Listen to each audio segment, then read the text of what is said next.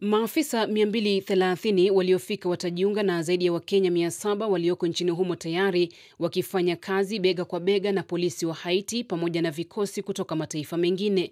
Kamanda wa kikosi cha kukabiliana na magenge Godfrey Otunge amesema ujio wa kundi hilo jipya umekuja wakati muhimu kufuatia upanuzi wa majukumu ya kikosi hicho mapema mwezi Oktoba. Amewapongeza maafisa hao kwa operesheni zinazoratibiwa vyema ambazo amesema zimepunguza kwa kiasi kikubwa nguvu ya magenge yanayowasumbua wananchi na kuongeza kuwa takriban maafisa 100 wa Kenya wa kundi la kwanza wanarejeshwa nyumbani. Wakati huo huo, baraza la mpito la urais nchini Haiti limepitisha sheria mpya ya uchaguzi, hatua inayowezesha kufanyika kwa uchaguzi mkuu kwa mara ya kwanza baada ya karibu mwongo mmoja.